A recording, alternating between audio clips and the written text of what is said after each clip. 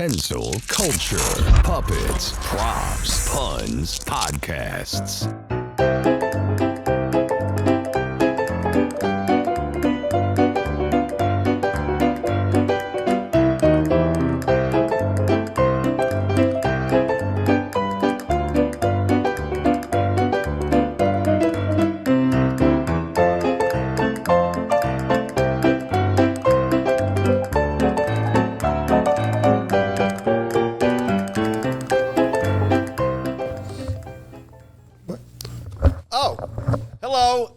Thank you very much for tuning into Kensil Culture. I am John Kensil, and this is my partner here, the legendary Wid. He's been on TV, and he's been seen at CVS. And this is another edition of our super show. And today, I want to ask Wid real quick. Wid, how are you doing? I'm doing pretty good. I'm dressed up once again. I have my favorite hat on. Yeah, what's the deal with that hat?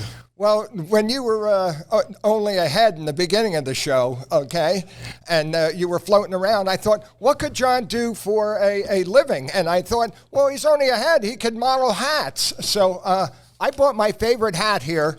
It's from 1976. It's the bicentennial hat, and it has a picture of the thing. And that was on beer cans. Okay, and right over here, and it was knitted together, red, white, and blue. Okay, a beautiful souvenir of the bicentennial. And my grandmother helped me with this. Did she? Yeah. Well, she drank the beer and emptied and I knitted it. So I think that it's sort of a family heirloom. That's like something worth like a Mungo Jerry concert in 1973. I mean, well, that's dating itself. It was the 70s. It was back there. They had ties like this. Oh, that's okay? A nice tie. This is from this is from 1814. This tie. Can I show it to the world out there? It is actually Let's get that beautiful tie there. I have I have many ties. I know, right over there. I have so many ties. Ask me how many ties. How many ties do you have? I got ties up to here. Okay. Take a bow. Right over there. Right. This is the Star Spangled Banner, and it has the Fort McHenry on it, and it is the most morbid sort of tie that you'd ever want to see. It just shows the battle plan and when we wrote the Star Spangled Banner. I didn't write it. That was the Francis Scott Key. And the person who killed it was Roseanne Barr. Remember Roseanne Barr at the ball game singing the Star Spangled Banner? Yes, I did. She was no Whitney Houston. You with me? She's like Dom DeLuise with a vagina. Oh, gosh. Yeah, like Dom DeLuise ever saw one. But, but ladies and gentlemen, I am going to say this. This has been, this has been a great week for me. I found a lot of different cultural items that I am going to bring up in the show. But you didn't know I was an art lover, did you? Well, you are an art lover. I'm an art lover. I patronize artists. Okay. Such as. Well, this is one that I picked up this weekend, John. This is the original, okay, this is the, right there, it's the original statement of woman's liberation, right here. When they can stand at the urinal, all right, along with those floppy-hatted guys, all right? That's what it was all about. And look at graffiti on the wall. Out of all pictures of people going to the bathroom, this is number 2. And ours is really good too, because he put a crack in the thing, very nice. And it's Lemmy from Motorhead. Okay, Lemmy from Motorhead Undertaker. is right there. But it's a beautiful thing. Ladies' home urinal, that's what I called it. Okay, and it's a beautiful thing. And it's just to show that, everything that's going on with the gender, fights and everything, it's been here since the 60s, the 50s, okay? That will be available on John Kensil's Antique Roadshow. It's auction price is going for over $3. Check it out. But that's very interesting. And then this one. What's this one? Okay, this one, I don't know if anybody really... That kind of stinks, doesn't it? Is that a skunk? Okay. Is that a black and white photo? Yeah, is that black and white? What is that? It's a skunk. It's a brown skunk? It's what you see before he lets that fragrance. Oh. Okay. You know that fragrance. You smell like it every night. Oh, and look, that's from a hotel in Wildwood, New Jersey, 1963. Oh, this makes sense. That's pretty cool. Very nice. And we have the little statue here. She has her thing broken off the top of her head here. I don't know where that came from. I think that was a lamp at one time. I'm thinking that. I thought it was one of those liquor bottles, but no, I do look at it. It has a hole in the bottom. And this was a part of a lamp. Okay, very nice. Yeah, that's but that's the kind of things that I like to gather. Okay, I am what you call a pack rat of culture. That's what I enjoy. Magazines, books, lunch boxes, toys. The things Fred like that. Sanford. Movie memorabilia. Oh, I love those movies. Oh yeah, who doesn't? And wait, what did I want to ask you this week too? Oh, now we love movies. We love action movies. We love animal movies. And how about those horror movies? I like a good horror movie. It was so bloody it was rated O positive. That's how bloody that was. I saw that on my plasma screen TV. But we're talking about horror movies, and there's a new movie out called Cocaine Bear, about a grizzly bear that ingests cocaine from a drug dealer, drops out of a plane to escape authorities, and the bear goes on a cocaine drug rampage. But on the way down there, we were talking about that. It's neat. You see, honest to God, it wasn't a writing on the wall. Look at Pooh. Okay, yes. Look at Pooh Bear, and wasn't he addicted to honey? Yes, he was. Okay, and that's just a gateway drug for those bears. And his friend was? Okay, and his friend was, no, that's, Tigger. Yes. Right? I better say that right. Yes. Tigger. Yes. Okay, and, and how about the poor, the Kellogg's cornflakes, okay, Frosted Flakes. Yes. Oh, great. Okay. Well, so Wood and I were talking about the various horror movies over the years about killer animals. I said the bear, and Jaws, the shark, and killer bees, and killer giant ants, and killer giant praying mantises. Well, somehow, as we're speaking, the famous Christmas song, "All I Want for Christmas Is a Hippopotamus." Is that how it goes? Wait. All I want for Christmas. Wait, how's it go? It's a Christmas hippopotamus. Yeah, whatever. Okay. But it is a. I want a hippopotamus for Christmas. I want a hippopotamus for Christmas. Okay. Now that was sung by a little girl for a promotion for a zoo in the early '50s. Wow. And she had such a precious little girl's voice. I want a hip, and she didn't break. She stayed in character, and she sang her heart out in that song. Well, it became a famous Christmas song. That's it, right there. Oh, look at that. Oh, that was the idyllic 50s right there. Yeah, if you watch her sing it, she sings her heart out. She doesn't like little bratty kids. Listen. I want a hippopotamus for Christmas. And she could, she could sing, right? Oh, and that's like one of those scary voices on kids, right? Well, she's an adult, It reminds me of that movie, The Bad Brenda Seed. Lee. Yeah. Oh my God. And also too, though, she's still alive. The girl who sings that. That's Did she get a hippopotamus ever? Well, that's what we're getting. Yeah. Well, once in a while she'll come back out of retirement and sing that song, and it's like hippopotamus, right? But when I start speaking about hippopotamuses, and well, Wid, where's the tree you have right there? All right. That's a palm, okay? Oh, look, you can't see it. Turn sideways. Look, wait. Look, I'm a palm reader. They can't see it because it's a green screen. Hold the green in front of yourself. Oh, look, you can't see it. You can't see it. Oh, my God, the green screen. You can't see it, but look, you can see the shape of it. It's a green palm tree. Look, I'm holding a shillelagh or a porno film, a sex device. Oh, all right. So, anyway... So we started talking about hippopotamuses, but that Wood had that palm tree in his lap on the way down, and I said, more people are killed every year by coconuts falling out of palm trees than anything else, than like bees and shark attacks. And Wood said, hey, John, do you know what animal kills the most people every year? And I said, what? And he said, the hippopotamus. That's right. And Wood told me that when he was a kid, They are hungry, hungry hippos out Yes, there. they are. But Wid told me that. Oh, real quick, did you ever see the video too online of the hippopotamus attacking the boat? It's as big as a car. But so when I was a kid, Wid saw a hippo. Not only did I see the hippo, well, the last time I saw a hippo, I saw it at the Philadelphia Zoo, and I met a nice girl there. You met a girl at the zoo? Yeah. Hey, and she's a keeper.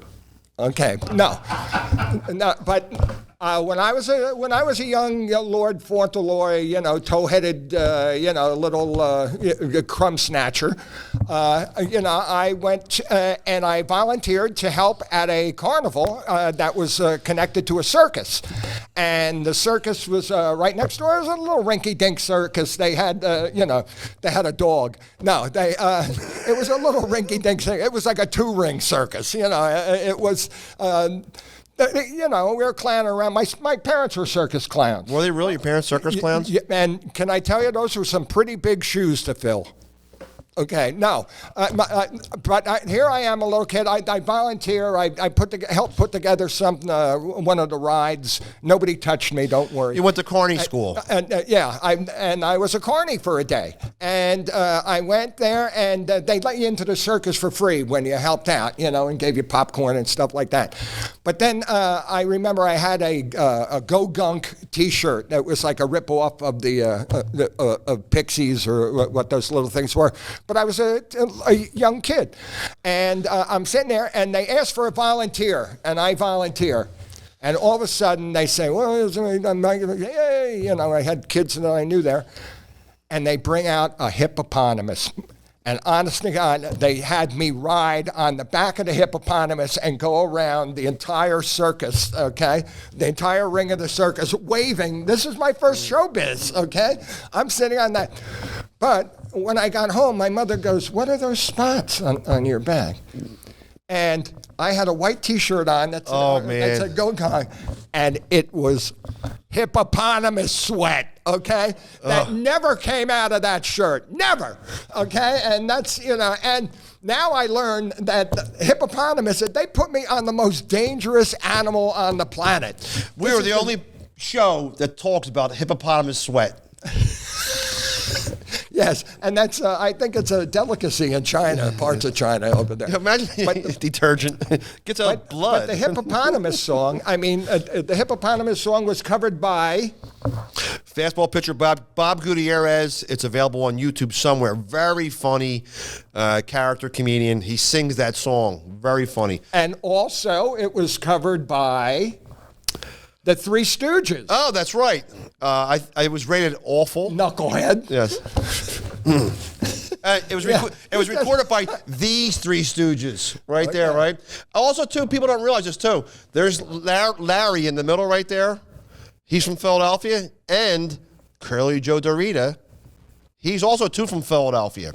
Wow. But they covered it on their 60s Christmas album, and it's awful. It's awful. It's a terrible song when not sung by a little girl. It's just like The Greatest Love of All by Whitney Houston.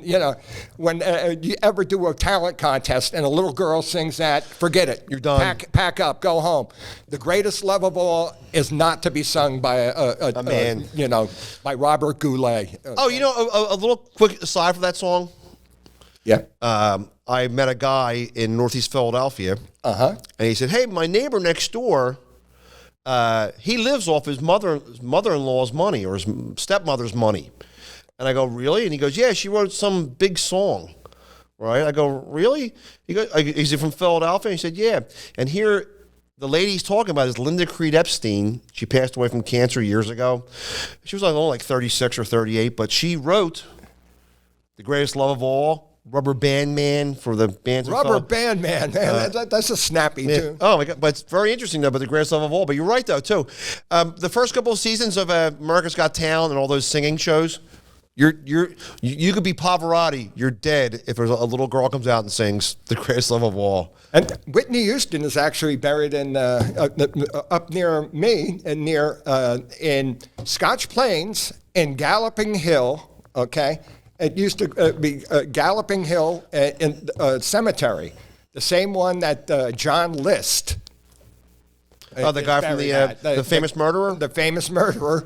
He was from, when we were kids, and after he did that murder, the house was standing for a little while. Oh, yeah, so we would go there, and kids that I know broke into the house because he was on a lam for all those years. What was, what's the popular show on Netflix now about that? The Watcher. The Watcher, and it's based on a story. That's in Westfield, New Jersey. Yeah. That's in this almost the same town.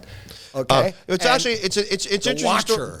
I know we're good. This just shows like a pinball machine. The topics are bouncing around all over the place. This guy he's talking about, John List. I think he murdered his family, like a big family. Yeah. And he left the lights on at their big estate up in Jersey, and he disappeared. He called in to the school and explained, "Oh, we're going away." Yeah. And he did all sorts of covering his tracks for a long time. And he set all the bodies up on the floor of the house, and neighbors didn't think anything was wrong, except like the lights were on constantly. That's what it was. And then they noticed. And anyway, but they caught the guy years later. Yeah. And I think he's one of the first guys to ever be apprehended on America's Most Wanted. America's Most Wanted with Lynch or what? Walsh. But with John List, they thought he was D.W. Cooper for a little while. They thought that he was because it was around the same time that he ran away. And the description of D.W. Cooper, the guy who hijacked the first plane and parachuted out, and they think that it might have been List, but they've since proved that it's not him. And so. It is so funny that that in this world that that they can actually catch a guy on TV. It's like 1984.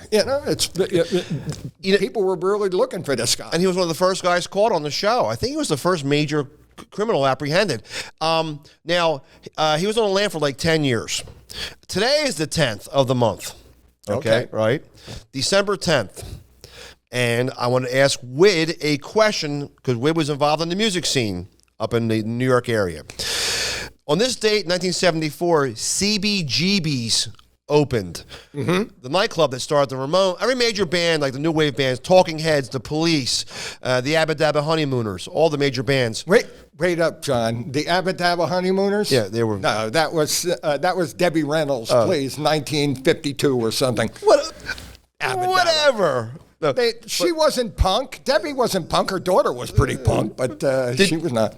Did you ever go to CBGB's when it was a rock and roll club? Not only did I go to CBGB's, I sang at CBGB's. I sang Secret Agent Man, okay, and Good Lovin'.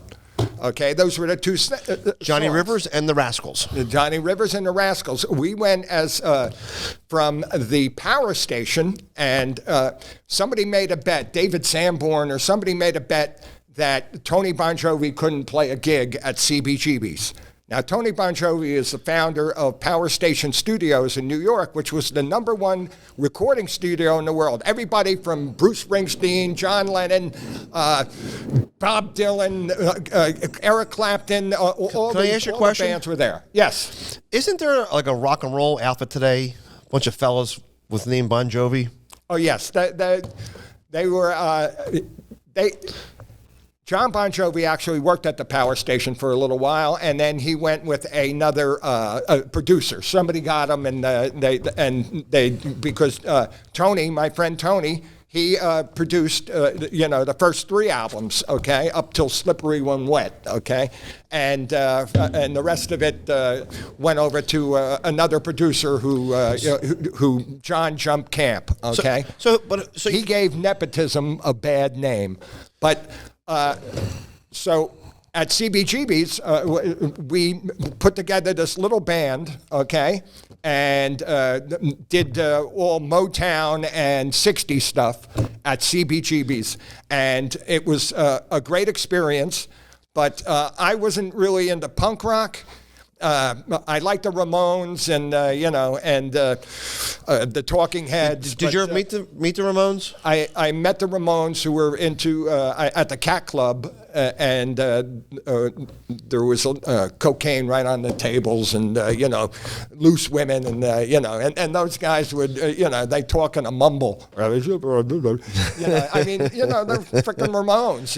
It's like talking to every one of them looked alike. Right. They all had that same sort of from behind you couldn't tell who they were.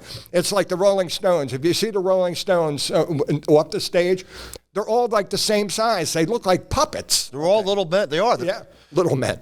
Yeah. That was my favorite part. No, but to play CBGB's, to see the decadence that must have went on in, it was like the green room. Right. Okay. It was like a pit. You went down into the green room, and the entire thing was covered with with graffiti and bumper stickers and not too much bumper stickers. I think just like graffiti. You know what I mean? And everybody signed their name, and there was all different colors and everything, and where you sit. But there was also the stale smell of beer. I can remember that it was kind of stinky. That's what I recall. I was a kid, like 18 or 19. I went to New York, and that was the place to visit. Yeah, and CBGB's. It was right there in the Bowery. And it was a dive. It was a. And that was, I guess, what the charm of it. But you're right. In the bathroom was the most horrible thing I've ever seen in my life. It was like a shrimp boat bathroom with graffiti all over it and cigarette butts. You could smoke, and it smelled like. Did you ever go to a party where you could smoke in the 80s and 70s and stuff, and the cigarette smell and pastry, like an old wedding. Like, I don't know what it smells like. A coffee cup with cigarettes and alcohol in it, and awful. But you sang Secret Agent? In my drinking days, I've drank a couple of those cups with the by cigarette accident. Butts. Oh yeah, by accident, not on a dare. The only thing I ever did on a dare that I got was drinking sake. Okay, somebody said when I didn't know what sake was. It's Japanese rice wine. You drink heated. And I was drunk for 2 days. Drinking that because it's a different kind of when it's warm it gets it imperviates you. But that's what I wanted to ask you, because that was a center of rock and roll and new wave music in the 70s, right? I didn't go for any of that stuff. I've been reading Bud Friedman's book about the Improv, which is a comedy club up in New York around that time. That had that was rock and roll. The Improv was where the cutting edge comics were coming from. Now, in the book here, I talked about it last week before, but I want to ask you about some people who are a generation before you. How about Robert Klein? Did you ever meet or work with Robert Klein? Down at Boca Raton. Okay, that's in Florida. Boca Raton means rat's mouth. Okay, if you look on the map, Boca Raton, it sits right, and it looks like a rat's mouth. Okay, and so that's why they call over explanation. But there was a place called the Black Box. Okay, and it was down in Boca Raton, and it was just turning into a comedy club. It's still around. It's still around, yeah, But I was there. I think I was there for opening day, and Robert Klein was the next week. But opening day, and just as they got the big Keeg lights out front and all this stuff, and people were coming and everything, boom! One of the hurricanes that Florida is famous for, and boom! All the lights go out. So there was the owner of the club. Goes all around the club and gathers. His name's Larry Blackbox. No, he gathers mirrors. Okay, giant mirrors, because he was kind of a pack rat like myself. He needed time to reflect. These mirrors. So we took the mirrors and we set them up, mathematically. So we put the lights on somebody's truck. And that went into one mirror, then went into another mirror, and then went onto the stage. Yes. And then when we, instead of and it worked, okay? Because you had the spotlight on the stage from all the mirrors, and then you just had to go real loud when you were telling your jokes. I could see myself in a mirror. So That's no reflection on you. But you're not a vampire, that means. Also, Robert Klein. So we stayed around to watch Robert Klein the next week, and he was funny, and he was very inventive, and always liked him. And he had a great album when before podcasts or before he never really had a TV show. He had a couple of movies, but Robert Klein was very nice to us, and he watched. There was a comedian who was called Dennis Ross. God bless his soul. Dennis Ross, very funny comedian, and he was managing comics at this time. Okay, and Dennis Ross he didn't pay a comic, and he got onto that TV show. To People's Court with Judge Wapner. People's Court with Judge Wapner. And it just happened to be on when Robert Klein was there, and they watched this whole proceedings because they didn't pay a comic because the comic wasn't funny. And Robert Klein just, after all that, goes, "You guys are bums. You should have paid them." And because of course he would say that. He was, a liberal-minded guy, but he was, he was nice, and you can tell that he was, he was like 3 or 4 generations before my falling in love with comedy. But he recorded the first HBO comedy comedian special, and I think he recorded in the area in the Pennsylvania at some college, Radnor or Widener. He recorded anyway, but very smart and intelligent comedian. And he's the one who inspired Jay Leno and Jerry Seinfeld and Justin Bieber, and but I always thought it was very interesting. But now another guy from that era who's from the area too. Wow. David Brenner. Did you ever meet David Brenner? Yeah, I opened for David Brenner on Penn's Landing. Okay. Right. And David Brenner was, of course, he was always funny. He was, when I was growing up and watching comedians on Johnny Carson, because Johnny Carson would, always back the comedians, I think I laughed harder at the surreal sort of stuff that David Brenner said than, up until that time. And then, of course, Rodney came along and, and because they talk about David Brenner in the book here. He talked about himself. Oh, he was real South Philly. I mean, he named everything about soft pretzels and soft pretzels and things like that. And he talked about, and he was good friends with another Philadelphia comedian, J.J. Walker. Oh, really? J.J. is from Philly, yeah. Is he really? Oh, that's neat. I know they were good friends. Dynamite. Yeah, Freddie Prinze and stuff. But it's neat. David Brenner, he was older, too, when he started doing comedy. He was older. At one time, he was a documentary, or he was producer. He was a producer of documentaries, and, which is showbiz, so it's... Well, but he was, his timing and his, especially in the beginning, there's comics who make it in the beginning, and don't have longevity. They wear out. But he was a Philadelphia guy, and he made a lot of appearances on a Philadelphia institution, Mr. Mike Douglas, if you please. Yes, that's what it says here in the book too. The comics, before they went on Carson or the other shows, they went down to Philadelphia to be on the Mike Douglas show. He was a late afternoon talk show host.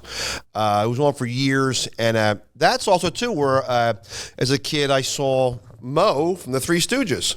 Oh, at Mike Douglas? Yeah, as a kid. I can remember him being on there, and Mike Douglas said he came to work every day with a sandwich in a bag and stuff like that. And when I was a real little kid, I'm not that old, but a little kid in Philadelphia at JFK Stadium where they had Live Aid, they used to have a thing called the Philadelphia Thrill Show. Yeah, it was police run officers. by the cops, yeah. And I was like a real little kid, like 4 or 5. Mm-hmm. And Mo had all gray hair, and he came out and he was the MC.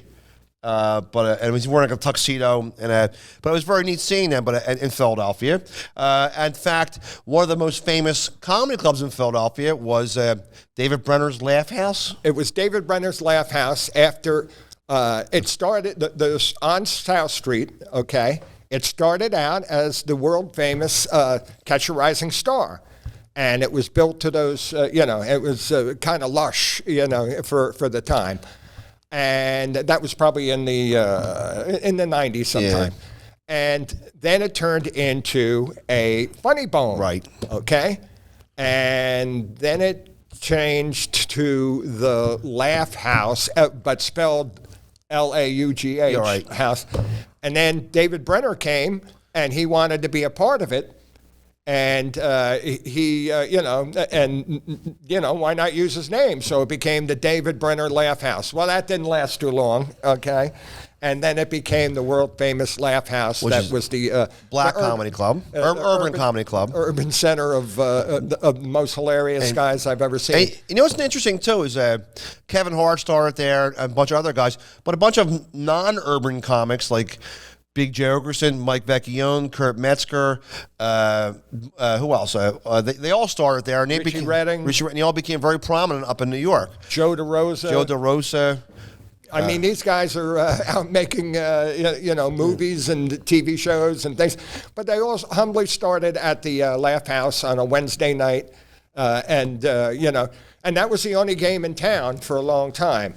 And Wid worked there for years running the open mic nights. Yeah, I was the voice of reason for a lot of things. I would tell people, because it was a rough club in the beginning, and a lot of people from North Philly, and a lot of different. So I would have to say, leave your gats at home. Oh my God! Don't bring your guns here. Bring a pen.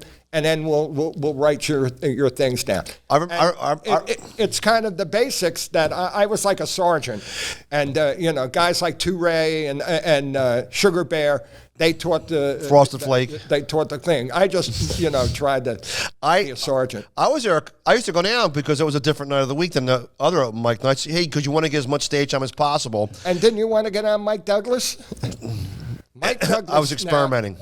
I heard it from the guy. Who's the little guy who was in Phantom of the... Paul Williams. Paul Williams. Now, Paul Williams talks about being on the Mike Douglas show in Philadelphia, and he goes, everybody wanted to be the host of that show because in Philadelphia, you got the greatest cocaine in the world, okay? That's what he said. Back in the 70s, you got the greatest cocaine in the world. So guys, guys who like to do it, would volunteer to do it for nothing, So maybe that's why John Lennon was on it. I'm almost sure. I know John Lennon hosted. Used to come down from New York, from the Dakota, and stay in Philly for a weekend. Hosted. I'm almost sure if maybe we'll play a clip later on of the famous John Lennon was asked any musical acts you want on the show, and he said, "Yeah, can we get Chuck Berry, my idol, right?" But the thing was, Chuck Berry comes out, and John Lennon had Yoko Ono sing with him. And I think they did Memphis, Tennessee, which is a great song, right? Right. Great song. That's him. And Johnny Rivers, he sang Secret Agent Man, sang this. Will you watch this video? Chuck Berry's playing it's a slower tempo, long distance information. Give me a Memphis, Tennessee. And John Lennon singing it for no reason at all. Yoko Ono standing 10 feet. And you see Chuck Berry look over like, what the hell is it? And she did that the entire song. It's a famous video. You can find it on YouTube. Yoko Ono with Chuck Berry gives her the... if there was ever a look of total surprise, disgust, and just scared at the same time, look at Chuck Berry's face. And Chuck Berry was through a lot of stuff. I mean, he was a tough guy. Yeah, and he got locked up for taking pictures of women going to the bathroom in his restaurant in St. Louis. And taking minors over the state lines for immoral purposes. But that was the Mike Douglas show that you just asked about. Yeah, but that's, I always thought that was interesting. Why people would actually. He would get giant stars on there. Oh my God, it was just a place to be because also too. A lot of stars from the 60s and 50s. Right. Well, their career waned in the 70s. But so what it was, they would tour. Wayne, go away. Yes.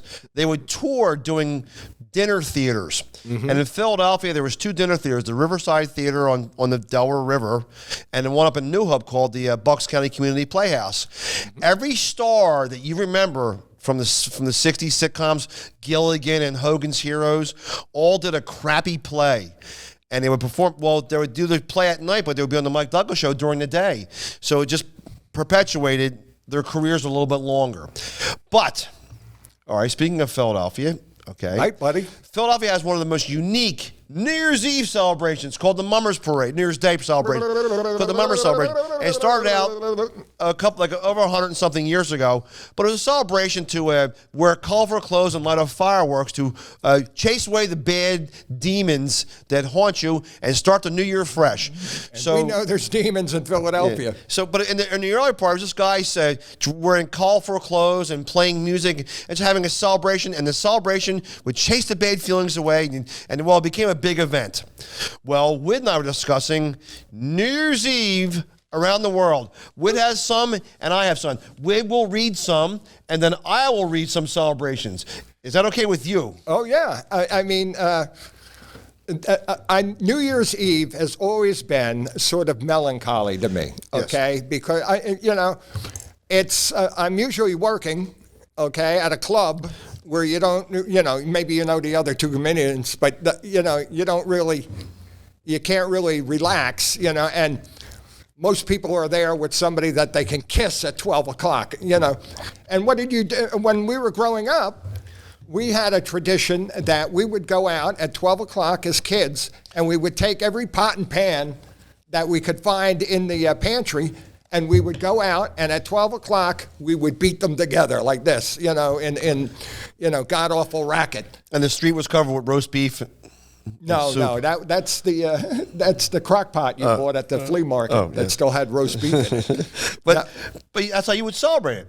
But did you do anything like that? The same thing. Did you shoot off guns or open up? I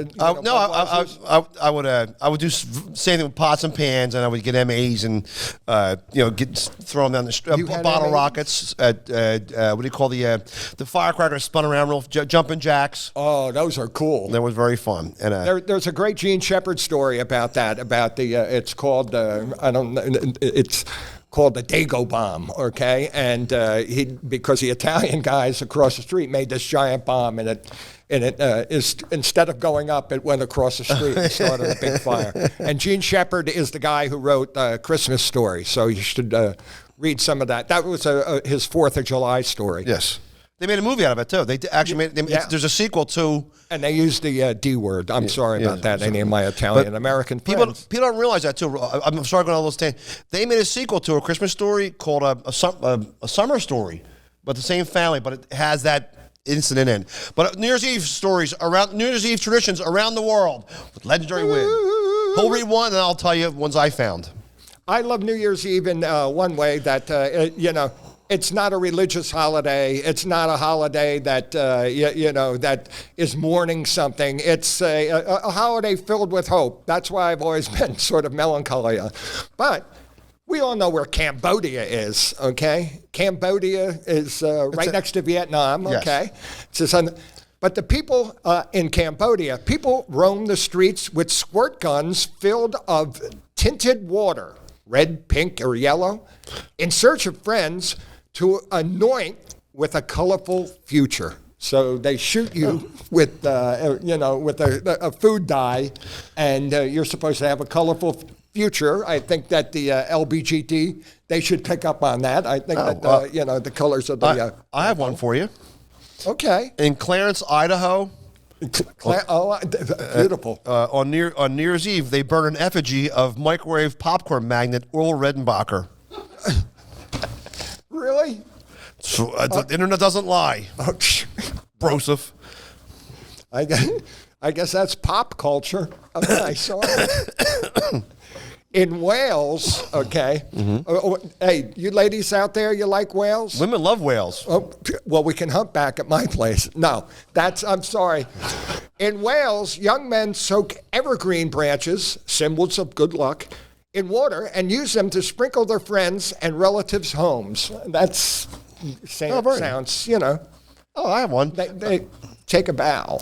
In Levittown, Pennsylvania. Oh, it's a beautiful Levittown, Pennsylvania. Yeah. At midnight, a giant tooth drops out of the dollar store roof, and it rains restraining orders, and they hand out VHS copies of Mama's Family to all the kids. Does it really do that? If I'm lying, I'm buying. I've been going to the Mummers Day Parade for all these years. I could have seen the tooth. And you didn't tell me about that? You hurt my feelings. In Puerto Rico, celebrants toss pans full of water on their windows in belief that they're also tossing out evil spirits. So there's sort of Very similar. Yeah, it's sort of similar to us getting rid of it by feathers, glitter, and banjos. Yeah. Banjos will get anybody out of there. Oh my! Well, it's funny. In McGonigal, Nebraska, small town, they celebrate the coming of the new year by sacrificing farm animals in a blood feast in order to honor their pagan god, French Stewart. The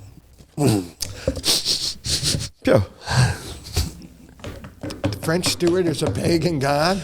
To those weirdos, he is. He must know somebody. Yes.